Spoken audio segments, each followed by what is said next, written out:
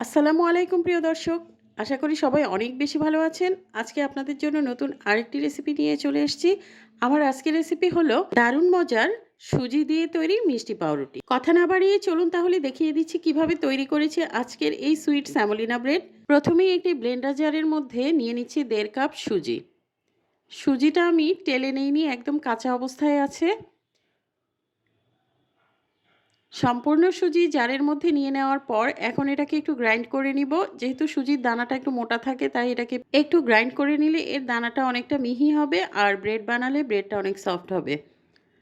এটাকে গ্রাইন্ড করে নেওয়া হয়ে গেছে। এখন আমি একটা বোলে ট্রান্সফার করে নিচ্ছি। তারপর দিয়ে দিচ্ছি ১ টেবিল চামচ ইস্ট, ১/২ চা চামচ লবণ। লবণ আর ইস্টটাকে একটু মিশিয়ে নিচ্ছি। এবার এখানে দিয়ে দিচ্ছি ১ টেবিল চামচ গুঁড়ো দুধ, ৩ টেবিল চামচ চিনি দিয়ে দিয়েছি। এবার আবার সব কিছু একসাথে মিশিয়ে নিচ্ছি। মিশিয়ে নেওয়া হয়ে গেলে এখন দিয়ে দিব রুম টেম্পারেচারে থাকা একটি ডিম। ডিমটা দেওয়া হয়ে গেলে এখন আমি নিয়েছি এখানে 3/4 কাপ ঈষদুষ্ণ লিকুইড মিল্ক। আচ্ছা, এই দুধটাকে একবারে না মিশিয়ে ২ থেকে ৩ বারে মেশাবো আর অল্প অল্প করে মিশিয়ে আমি একটা সফট ডো তৈরি করে নিব।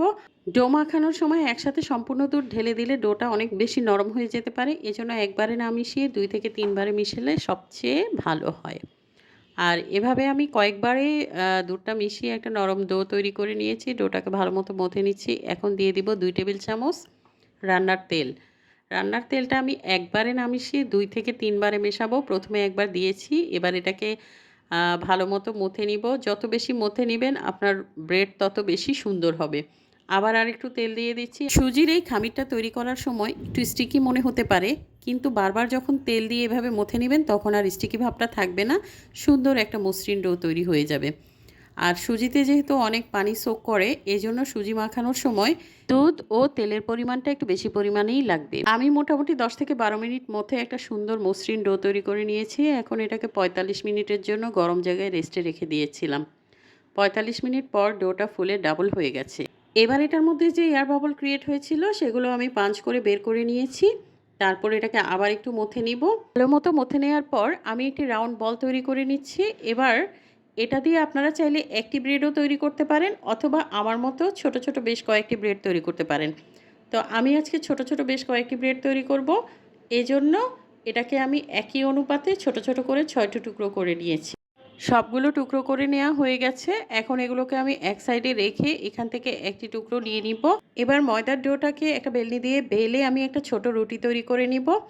আর রুটিটা খুব বেশি মোটা বা পাতলা হবে না, এটা একটু লম্বাটে শেপের হবে। আপনারা তো দেখে বুঝতেই পারছেন আমি কিভাবে তৈরি করে নিয়েছি রুটিটা। এবার রুটির মাঝখানে আমি দিয়ে দিচ্ছি কিছু টুটি ফ্রুটি। আপনারা এখানে বাদাম, কিশমিশ বা অন্য কোনো ড্রাই ফ্রুটস ইউজ করতে পারেন। আমি শুধু টুটি ফ্রুটি দিয়ে দিচ্ছি। তারপর হচ্ছে এটাকে এখন এক পাশ থেকে ফোল্ড করতে করতে একদম রুটির শেষ প্রান্তে নিয়ে আসব। এবার রুটির যে ধারটা আছে, শেষ প্রান্তে যে ধারটা আছে সেটার সাথে ভালো মতো সিল করে দিচ্ছি, যাতে বেক হওয়ার পর এটা খুলে না আসে। একটা ব্রেড আমার তৈরি হয়ে গেছে। সবগুলো ব্রেড আমি একইভাবেই তৈরি করে নিয়েছি। আর আজকের ব্রেডগুলো যেহেতু আমি চুলায় বেক করব, সেজন্য সবগুলো ব্রেড আমি একটি মোল্ডে নিয়ে নিয়েছি।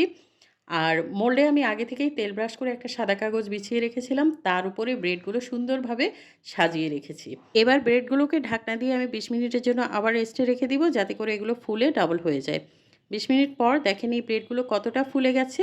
বেক করার পর ব্রেডের উপর যেন একটা সুন্দর কালার আসে, সেজন্য এই ব্রেডের উপর আমি এখন একটা ডিমের কুসুম আর সামান্য দুধ একসাথে মিশিয়ে তারপর একটা ব্রাশ দিয়ে উপরে ব্রাশ করে দিচ্ছি। তারপর এর উপর দিয়ে দিচ্ছি কিছু সাদা তিল। ইটস টোটালি অপশনাল, আপনারা চাইলে দিবেন, না হলে স্কিপ করতে পারেন। এখন এটাকে আমি চুলায় বেক করে নিব। আর চুলাতে ১০ মিনিট আগেই আমি একটি হাঁড়ি প্রিহিট করে নিয়েছি। তার উপর একটা স্ট্যান্ড বসিয়ে স্ট্যান্ডের উপর এখন রুটির মোল্ড বসিয়ে দিচ্ছি। তারপর ঢাকনা দিয়ে ঢেকে উপরে ভারী কিছু দিয়ে চাপা দিয়ে দিচ্ছি। এটা বেক হতে ২৫ মিনিট থেকে ৩০ মিনিট সময় লাগতে পারে। আর যদি ওভেনে বেক করতে চান তাহলে একটি প্রিহিটেড ওভেনে ১৭০ ডিগ্রি সেলসিয়াস তাপমাত্রায় ২০ মিনিট বেক করে নিলেই হয়ে যাবে। আমার আজকের এই সুজির ব্রেডগুলো বেক হতে ৩০ মিনিট সময় লেগেছে। তারপর আমি এগুলো চুলা থেকে নামিয়ে নিয়েছি। এখন এগুলো অনেক গরম। গরম অবস্থায় এগুলো মোল্ড থেকে বের করা যাবে না। মাশাআল্লাহ, চুলায় বেক করার পরেও ব্রেডের উপরের রংটা বেশ সুন্দর হয়েছে। ব্রেডের উপর আমি একটু বাটার ব্রাশ করে দিচ্ছি। আপনারা চাইলে ঘিও ব্রাশ করে দিতে পারেন। এটা গরম অবস্থাতেই করে ফেলবেন, তাহলে ব্রেডগুলো অনেক সফট থাকবে। এবার ঢাকনা দিয়ে ঢেকে আমি এটা ৫ মিনিটের জন্য রেখে দিব। ৫ মিনিট পর ব্রেডটা এখন মোল্ড থেকে বের করে নিচ্ছি। মোল্ড থেকে বের করে নেওয়া হয়ে গেলে এটার নিচে যে কাগজ দেয়া আছে সেটা তুলে ফেলে দিব। তো আমি সম্পূর্ণ কাগজ উঠিয়ে ফেলে দিচ্ছি। আর চুলায় যে এত সুন্দর ব্রেড তৈরি করা যায় সেটা তো আপনারা দেখেই বুঝতে পারছেন। এখন আমি দেখাচ্ছি আপনাদের ব্রেডটা কেমন হয়েছে দেখতে। মাশাআল্লাহ দেখেন ব্রেডটা কত সুন্দর হয়েছে আর কতটা নরম তুলতুলে হয়েছে। চাইলে কিন্তু আপনারাও বাড়িতে এইভাবে খুব সহজেই স্বাস্থ্যসম্মত উপায়ে তৈরি করে নিতে পারেন এই ব্রেডগুলো। আর এই ব্রেডগুলো একদিন বানিয়ে ২ থেকে ৩ দিন অনায়াসে খেতে পারবেন। আমি একটা ব্রেড আপনাদের ভেঙে দেখাচ্ছি এর ভেতরটা কতটা তুলতুলে নরম হয়েছে। আর ব্রেডটা খেতে ভীষণ মজা। আপনারা অবশ্যই বাড়িতে এভাবে একবার হলেও তৈরি করে দেখবেন। আটা আর ময়দা দিয়ে তো সবসময়ই ব্রেড তৈরি করেন। এবার সুজি দিয়ে বানিয়ে খেয়ে দেখতে পারেন। আশা করি আপনাদের বেশ ভালো লাগবে। প্রিয় দর্শক, আমার আজকের রেসিপি যদি আপনাদের ভালো লেগে থাকে তাহলে অবশ্যই আপনাদের ফ্রেন্ডস অ্যান্ড ফ্যামিলির সাথে শেয়ার করার অনুরোধ রইল। আর এরকম নতুন রেসিপিগুলো দেখার জন্য পেজে ফলো দিয়ে রাখবেন। সবাইকে অনেক ধন্যবাদ। সবাই ভালো থাকবেন। আল্লাহ হাফেজ।